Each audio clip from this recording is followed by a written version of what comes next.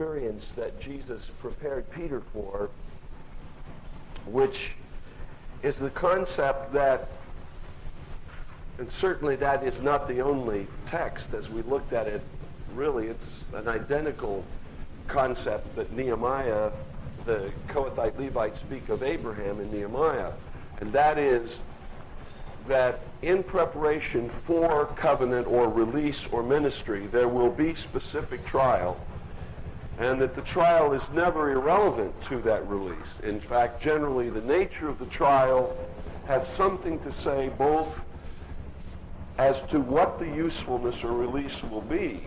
In Peter's case, as we saw, and as we now can see, we have that beautiful, wonderful vision of hindsight. You know, Peter didn't have that the night when Jesus put his arm around him and said, look, I'm going to pray for you, but you're going to be going through a real experience here, and best I can do is pray that your faith won't utterly fail you. I mean, that was such a positive statement. Wouldn't you love the Lord to put his arm around you and say, you're about to really go through something, and I'm going to pray for you, and about the most successful prayer I can hope to pray is that your faith will not utterly fail in the process of this. I mean, that's such an encouraging affirmation, don't you think?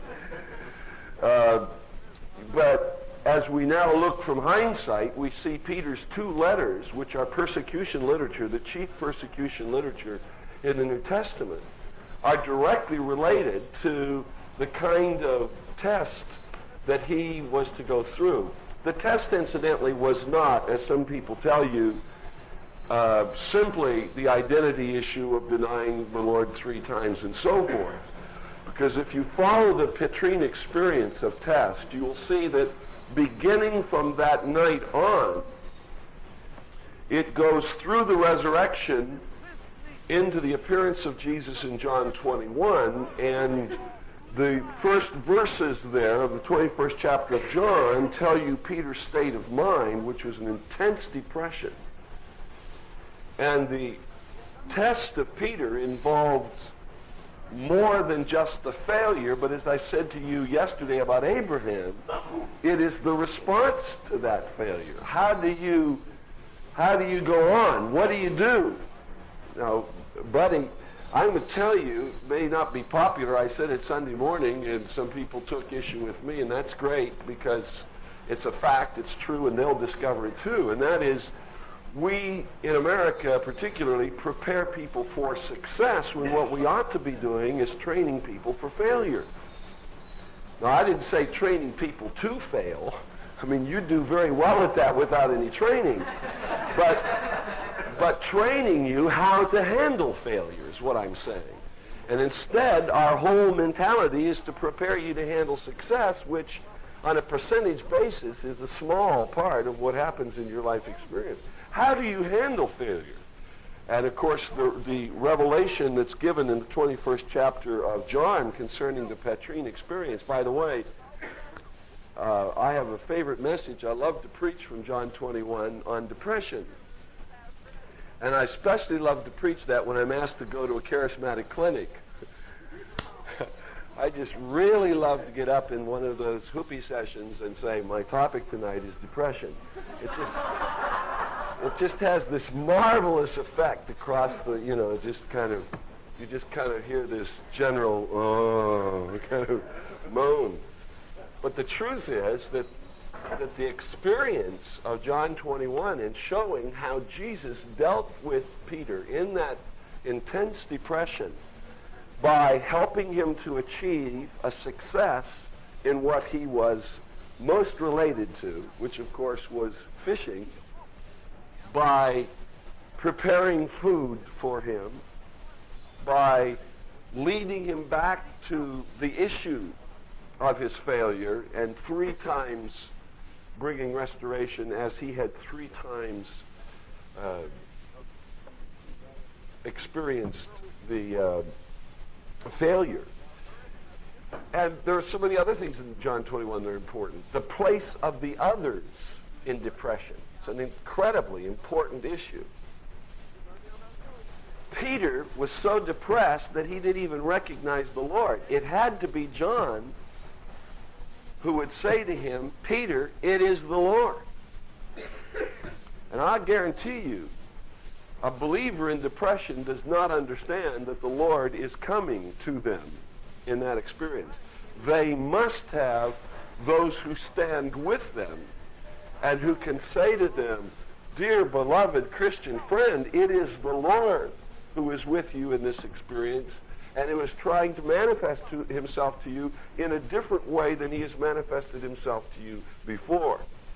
And of course it was obviously a different manifestation because they thought it was a ghost, or at least they certainly weren't convinced it wasn't a ghost, or didn't recognize the Lord in his form. And I think that most of us have a very monolithic perspective of Christ. We only see Jesus flying in somewhat like Superman, and the evangelical world really has a Jesus figure with a big S who flies in at the right moments and bails us out and lifts us out of circumstances. And it's just incredibly difficult for us to perceive the variety of ways in which God manifests himself to us. And especially, and I'm going to say this to you just right up front, this idea that depression is somehow demonic possession, and if you cast out enough demons you're going to be out of depression, is not only foolish, it's unbiblical. Generally, the people who experience depression as believers are the most sincere believers. And they are generally the most creative people. I mean, some people are just dull enough that they don't get depressed, they don't get anything. I mean, they don't experience anything at deep levels. They you know, it's kind of like a heart machine that runs when a person dies. You know, the heart machine just goes like that. That's the death signal. If the heart's pumping, the signal is like this, right? And death is even. Well, that's about the way it is. Some people are just, they don't experience anything deeply. I mean, they're the kind of people I talked about the other day who the man said to his wife when she asked why he hadn't said, I love you in 13 years, he just said, I told you 13 years ago and I haven't changed my mind. You know, well, that's about the level some people experience life.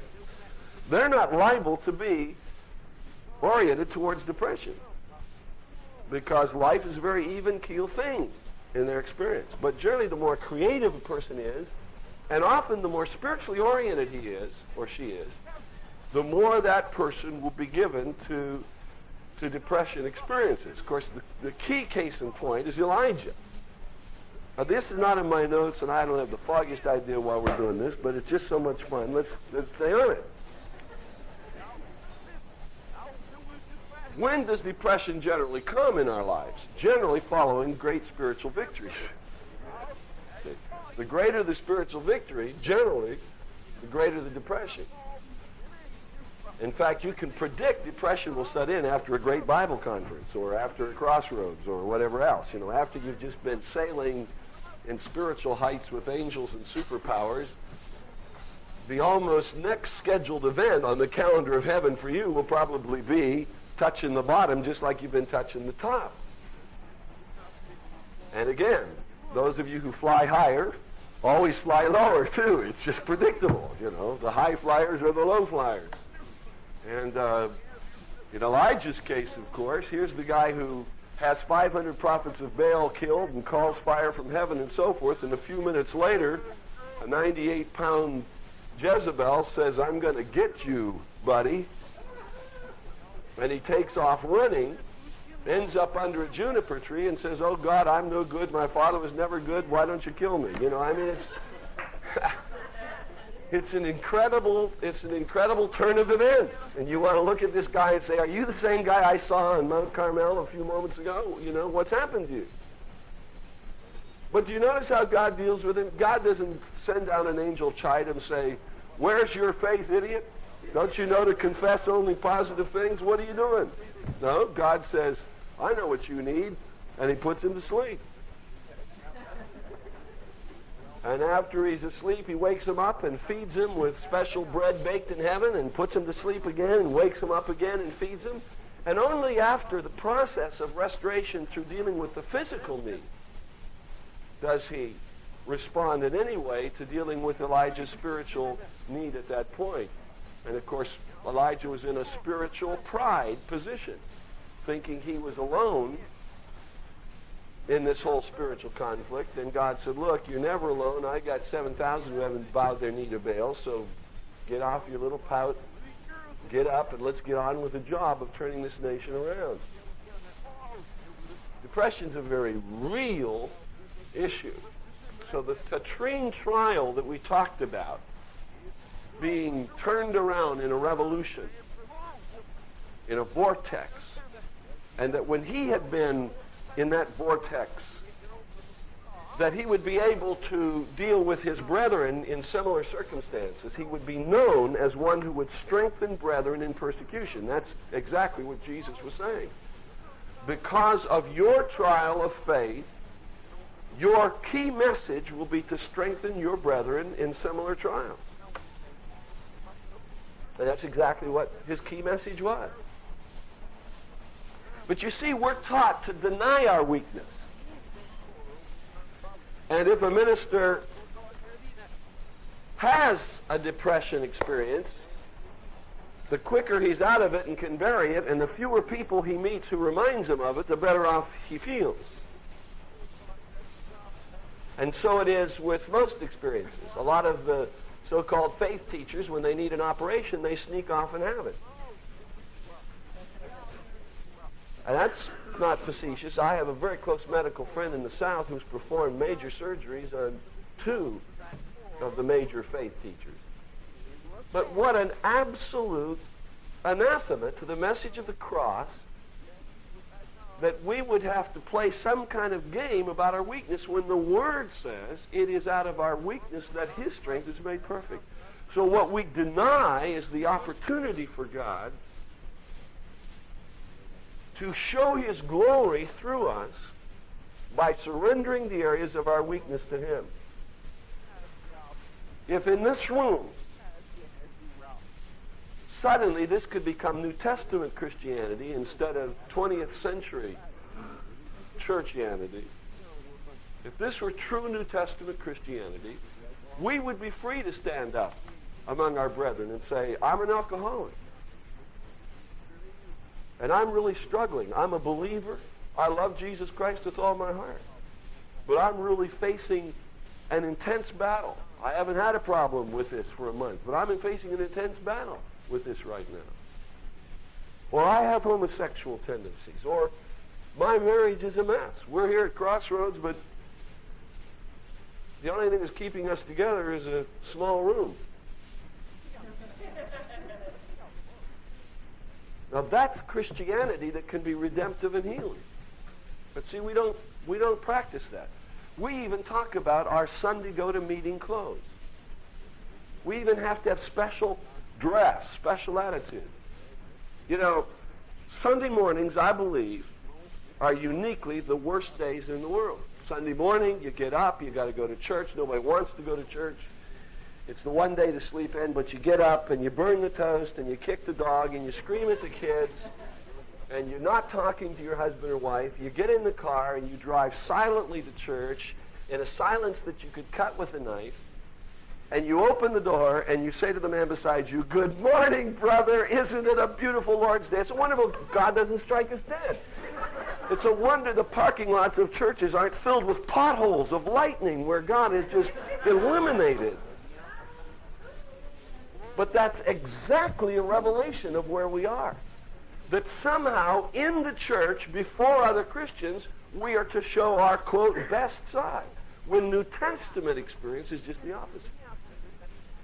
We show our best side to the world. We show our need to the church, and that's where we are healed in order to show our best side to the world.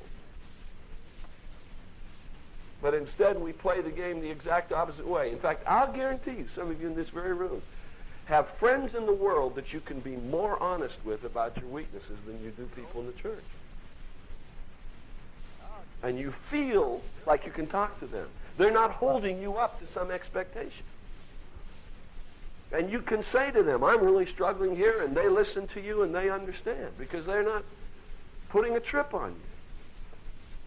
But you feel to say the same thing to a brother or sister, it would be a matter of days until that would be all around the church. Everybody else would know. Do you know so-and-so has this problem? I spoke to someone last evening who shared something with me and then said, is it necessary for you to share this with anyone else? I said, are you kidding? I would never share something like that with someone else. I couldn't beat it out of them. What do you mean, is it necessary for me to share this? And then she shared with me an experience that she had had that made her say what she had just said.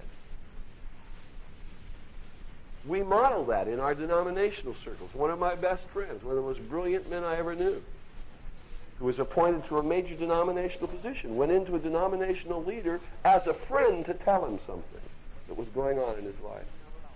As a result, that denominational leader pulled him out of his position. Said, I am duty bound. See, even the Catholics know better than that. The Catholics know that we wear two hats, one as a confessor and one as an administrator. And if you come to me in the Catholic tradition and you say, I want to say something to you, I take off my administration cap and I put on my confessor's cap, and what is said, nothing ever goes out of that room. My administration part doesn't even know what you've said to me as a confessor. And that's the true Christian perspective. We respond to each other in that response. The great tragedy of the Protestant church is we don't have a confession.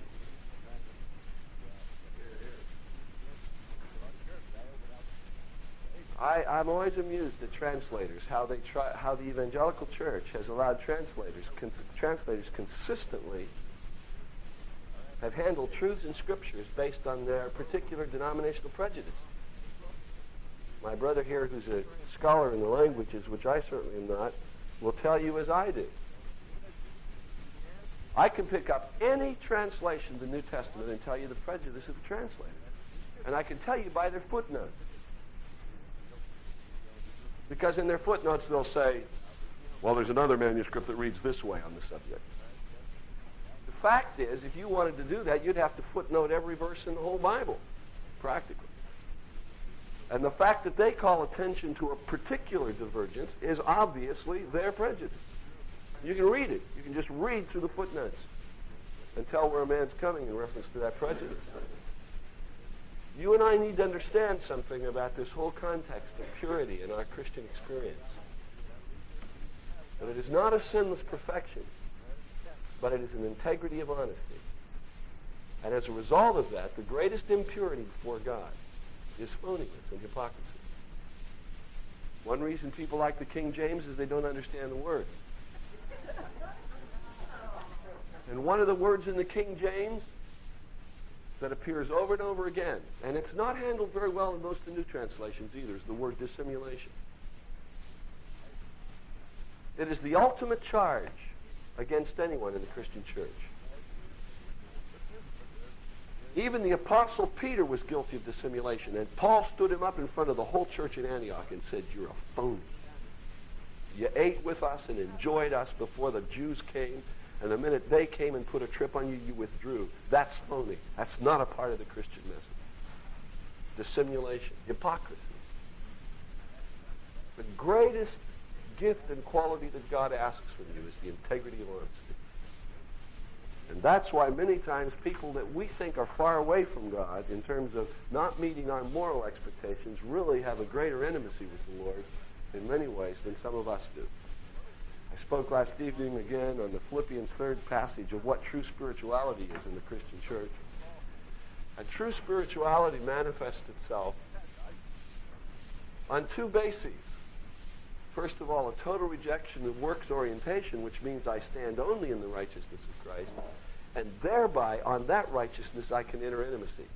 No one from legalism ever enters intimacy with the Lord. It is impossible. It is impossible. It's like trying to be intimate with a person through works orientation. See, some of you have tried that too. Some of you have tried to win the favor of father and mother by works. You've tried to win the favor of husband and wife by works. It's impossible. It is a mutually exclusive path. Works and intimacy are mutually exclusive. They will never, never meet. They are like divergent points that go like this.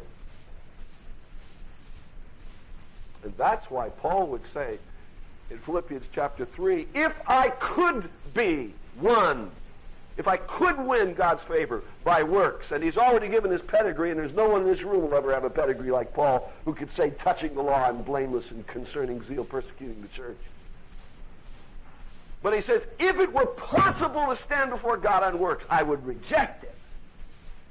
I want to be found only in the righteousness of God by faith, because I want intimacy. I want to know him.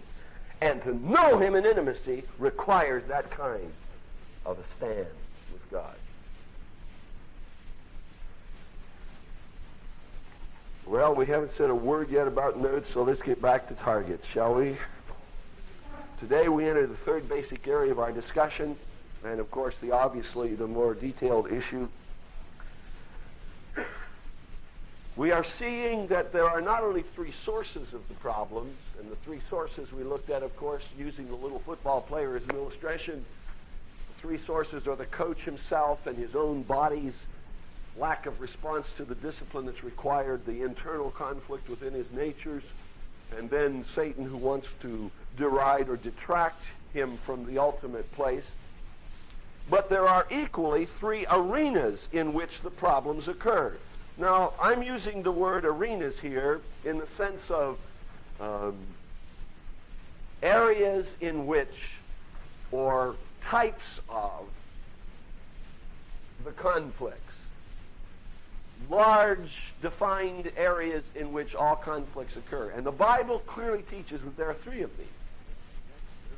In other words, everything that's going to happen within the Christian context of problem is going to fall into one of these three larger categories.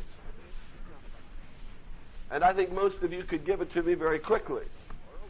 The categories are the world, the flesh, and the devil. Now, these three categories of problems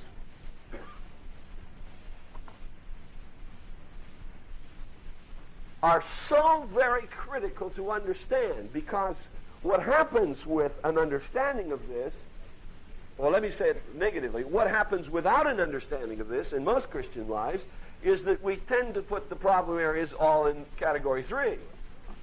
They are all in the arena of satanic involvement, satanic opposition of the devil, when in fact at least 2/3 of the problems are in another arena. The influence of the enemy may be obvious in these areas, in each of the areas, of course, and his headship and lordship over those areas is obvious. But the battle becomes more real when we see it as more personal and less supernatural. Now, each of these has a battleground. In other words, you can predict where the battle will come in reference to you. Battles with the world occur in the battleground, or basically occur in the battleground of the mind. The flesh finds its primary battleground in two. It divides into two, and the Bible's clear about this, and that is the body, or the actual physical body, and the human spirit. Those become the two battlegrounds in reference to the flesh. And of course, the issue of the devil, as we've already seen, is the issue of our life, or its effectiveness. And generally, of course, among believers, we're talking about our ministry or our purpose. So the battleground is in the area of philosophy. It's in the area of life goal. It's in the area of achievement and purpose. Now, interestingly enough, these three battlegrounds, or these three issues, have exact bipolar contrasts biblically. The contrast with the world is the Word of God and the will of the Father, as we will see. Those are the two issues that are at stake. The opposite to the flesh arena is the Holy Spirit. And constantly those two are being contrasted, flesh, spirit. And the opposite to the devil, of course, is the issue of lordship. And it is the actual servanthood or surrender to the lordship of Jesus Christ. Because again, the battleground is purpose. So you see the issue is surrender, obedience to the purpose through the lordship of Christ, or being sidetracked in the arena of Satan's effort to keep you from that. Now there's one other thing that we need to say at this point, and that is that the Bible gives us three heroes in this field. I don't know of any other place in the Bible in which God singles out three men. Now, there are many heroes of faith. The 11th chapter of Hebrews names a whole heroic museum, some of which are named specifically, others which are just described in terms of their events or their heroics. But in one place in the Bible, God names three men and says, look, these three men became unique examples of this strategic fight. And the passage is Ezekiel 14, and the godly victors that are named are Noah, Daniel, and Job. Now, when you think of those three men, immediately you understand why they are unique victors. For their battles were very,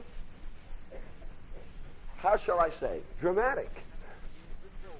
They were very pictorial. They were very cinematographic.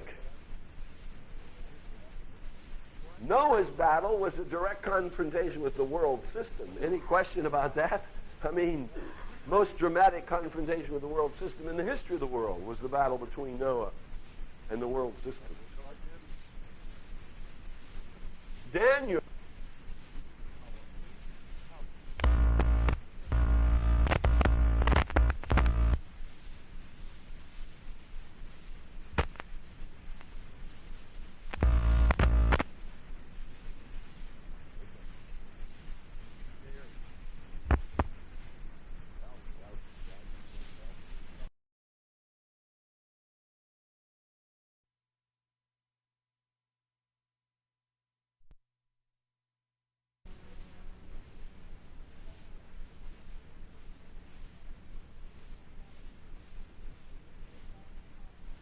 Now notice that.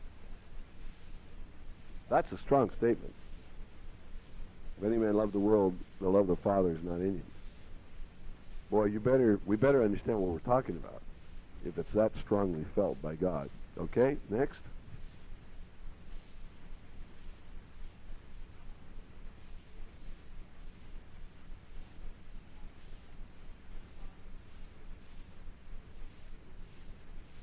Okay, that's a really interesting one because it defines it in three ways. Lust of the flesh, lust of the eyes, and the pride of life. Very interesting. Okay.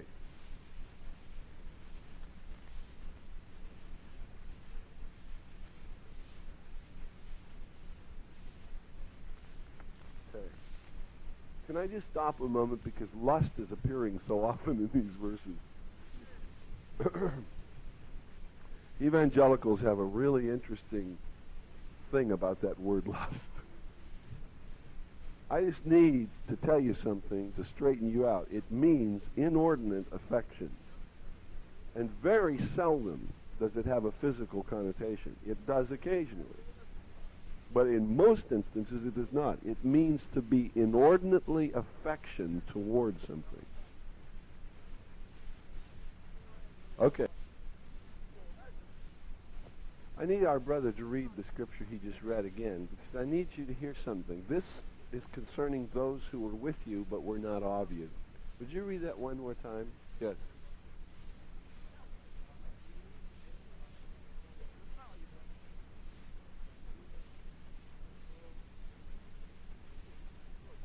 Well, you need to know he's talking about people in the church. but their mentality is from the world, and thus the world is attracted to what they say. Very interesting. All right, sister here.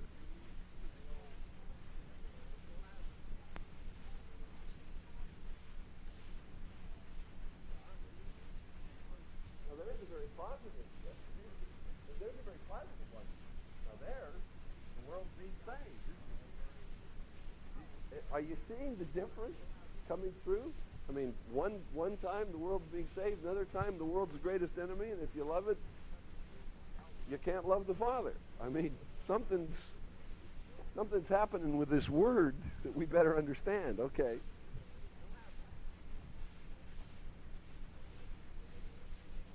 As he is, so are we in this world.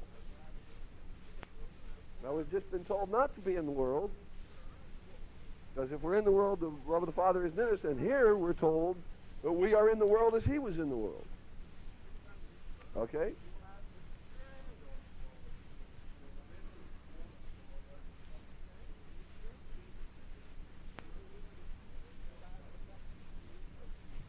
That's why these people are destined to be Bible teachers, because you just listen to them by nature, right? The accent, just he'd be a wonderful success in America, even if he had nothing to say. He just people would come just to hear it. That's right. God bless you.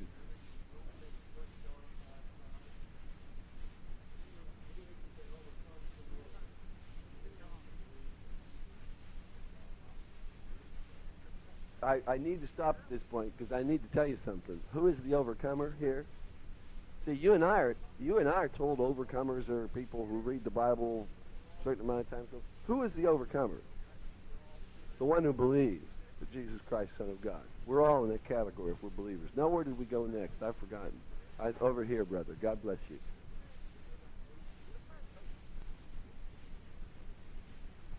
When we were children, we were in slavery to the basic principles of the world. Now, that is one of the key verses of understanding. I just want you to put that in your heart.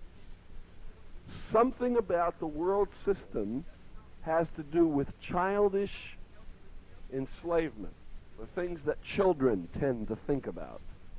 But just kind of put that away in your mind for a moment. All right, next.